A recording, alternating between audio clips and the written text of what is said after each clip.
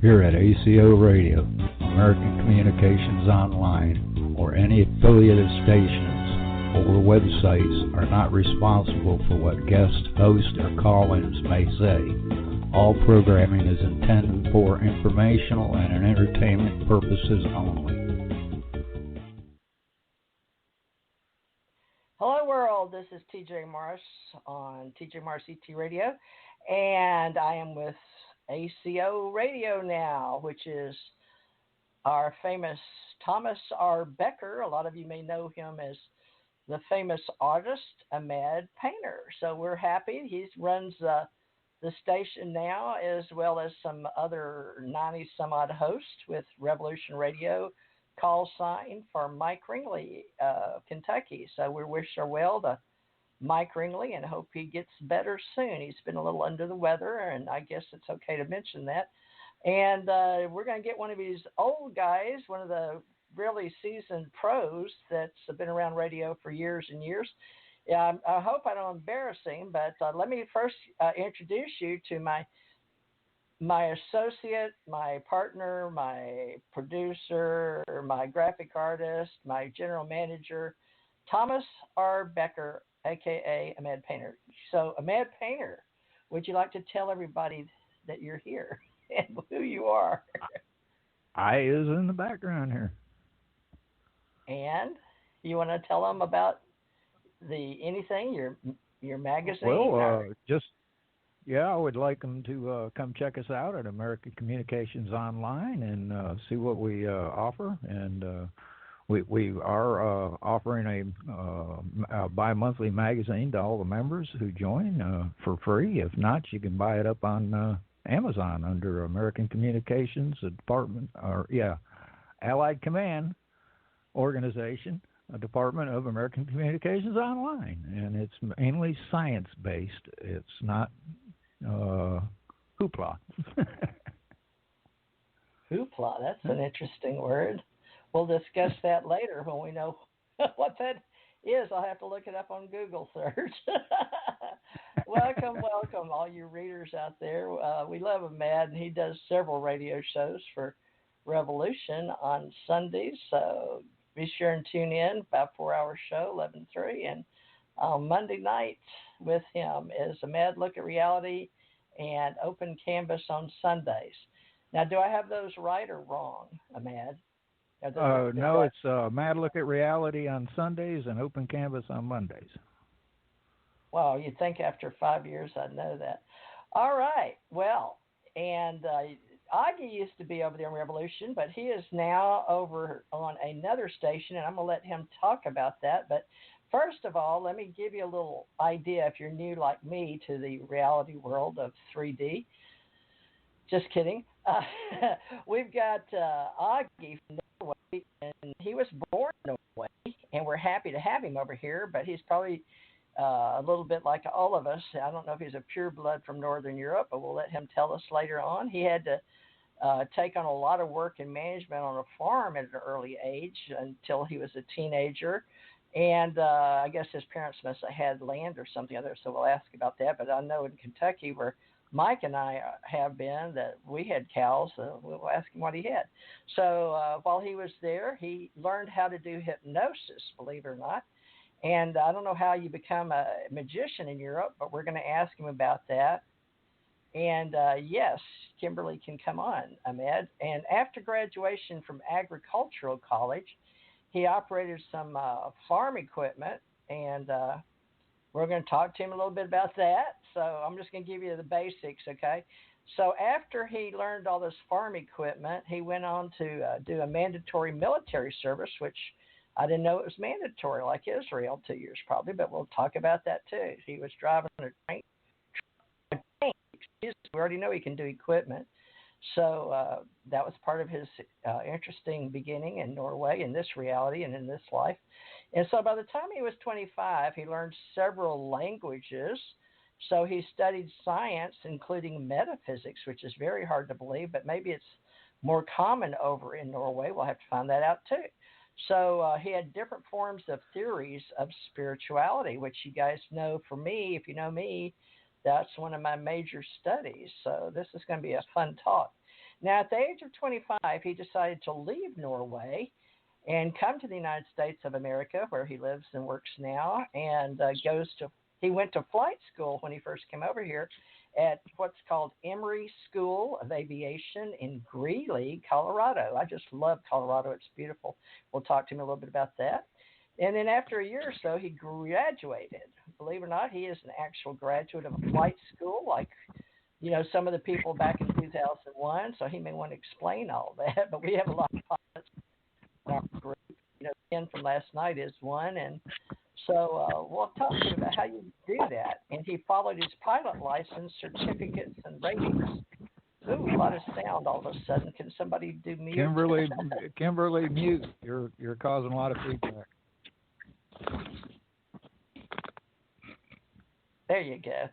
So he obtained his pilot license, certificates, and ratings, and as a commercial, he became a commercial pilot apparently because he had to get a commercial pilot license with an instrument rating, which I just love to talk about this stuff. So we'll get into the details. Since this is the first one, we really did go into details, folks, whenever we interview somebody the first time. Now, he has airplane and instrument ratings. He became a flight instructor, and then he did multi-engine rating, and we'll have to find out how CFIM works and CFIM, F-I-L-M, but I'm sure he knows that acronym, or maybe it's just the name of that, but we'll ask him some questions on that because I've got the numbers here. Now, after graduating from flight school, he worked for other flight schools and an air taxi operator for 3 years so he could gain experience, and he needed to log more flight time, which if any of you have had a little bit like I have, you like to do that. Now, in 75, he had a partner, and they started a flight school. So you can see a line here of experience, which I'm sure this gives him a lot of experience to help us and learn a lot of things. So keep listening here. This is pretty interesting. So he actually, I guess, became an entrepreneur at that time because he decided to open up with another associate, Arrowhead Airways, and that was at Anoka County Airport in Minneapolis, Minnesota. I guess up there they say Minnesota. And besides being one of the most active flight schools in Minneapolis, he, for the Arrowhead Airways Incorporated, grew to an international air taxi operation and scheduled air carrier. Wow, he got some clout, moved right on up there. So after several years teaching ground school for the flight school, and it included aerodynamics and meteorology, and federal aviation regulations, aircraft engines, navigation theory, and systems. Then also, I guess he got into this accident prevention, which we're always interested in, especially in this country. And then he had flown piston, turbo, propeller, and jet aircraft. But then by this time, he had logged in more than 10,000 hours of flight time, both in teaching and transportation. Now, not that he hasn't completely had probably retired from all that, but we'll keep going. So he had, as an accident prevention counselor, he was acting as an action prevention counselor for the Federal Aviation Administration, which we all know, we just call it FAA, and gave biannual flight reviews for recertification of pilots. That must have been fun or scary. So after he sold his shares of his company, Arrowhead Airways, Inc., to his partner, he started to do other things. So he started American Barter, Inc. in Minneapolis, Minnesota, and he got more into his interest in paranormal research, hypnosis, oil painting, teaching hypnosis, and mind development. So we're going to discuss all that tonight, but we're not through yet. Hang in there, folks. We're getting there. Now, after that, he had all these little things in his life he'd done and been there, done that, and he had done this. So he learned how he could be involved in many, many projects. So he thought he would teach Subliminal Dynamics Mind Development course. So that is now called Subliminal Dynamics Mind Management. which teaches you to assimilate information from a book at the rate of 50,000 or more words per minute. Perfected memory as well. So we are going to talk a little bit about that. And also creative visualization. Visualization. I don't know why Z's always get me. My tongue doesn't want to roll properly. Visualization for healing and manifestation. So he helped people with their creative goal setting and other things not taught. Now listen to this, in the regular school system, and I will agree with that because I would have loved to have had all that. Nowadays you may get some on the internet, but we're going to have our own webinars about that stuff. Now as a joint venture, he developed a patent, U.S. patent is the way you say it, I guess, patent number 5193719. So that's 5193719. Perfected the paperwork and drawings on the original patent and was granted a patent in the USA and 10 European countries. So this guy ain't no dummy, folks, because I've done patent. And it took me a long time, so it was only good for 10 years. So he knows a lot more than I do. So this is a lot of experience, folks, especially in business, doing that. So he created and operated the Freedom Civil Rights Investigation Service. Whoa, I haven't had investigation service. And he learned to help people with legal problems. Now that's very interesting because that's very similar to my path thus far. He created and wrote and published the Constitutional Liberator, a monthly newsletter covering controversial political issues and, in quotes, the truth behind the truth, health issues, and, in quotes, banned medical cures that works, besides many topics the mainstream media do not dare to touch. Not a lot of authors, we have an author's book club, but, a lot of books have come in and out, and those were extremely popular for a long time. I'm sure they still are. They may be a trend, so we'll have to look into that too because we like authors. We favor authors. Now, he co-wrote a book with author Patricia Ress, R-E-S-S, of Omaha, Nebraska, titled, oh, this is interesting, especially for my UFO association, Alien Encounters in America's Midwest.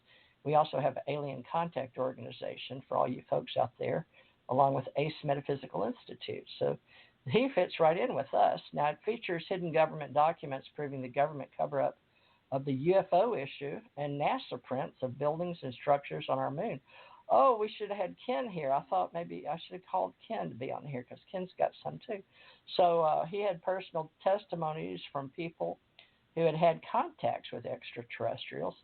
But unfortunately, that book is now out of print. So we may have to ask him if we can about that later because we got lots to talk about. Now, in 1999, he hosted a live call show on KTKT radio in Tucson, Arizona, and it was actually dealing with holistic health care and oxygen and the body nutrition and how to stay healthy the natural way. For 6 years, he was the host and producer of a live TV talk show called, in quotes, The Hidden Truths. And that was in Tucson, Arizona as well. Now, it actually featured the paranormal, UFO, controversial political issues, government cover-ups, mind development, hidden and banned medical cures, future science, and other out-of-the-box issues that covered the mainstream media. So, folks, you got to realize we're getting up there. So, after 5 years that he hosted a TV newscast called Access News, which featured politically incorrect news behind the news, he went January of the year in 2000. He helped create and operated and managed a radio station, KRBL, in Tucson, Arizona. So the program was almost entirely talk radio, and the main purpose was for educating people on constitutional and freedom-related subjects, as well as paranormal and spiritual issues. That was interesting, but we got a lot to talk about. So because of its uniqueness, I agree with that. A film documentary was created on the radio station and the people running it. So this TV documentary was entered and presented at the International Film Festival. It was titled, in quotes now, Making Waves. And that was what it was called. So in year 2000, he was nominated by the Libertarian Party to be on the ballot and run for Congress in Congressional District 5 in Arizona. From time to time, he writes articles for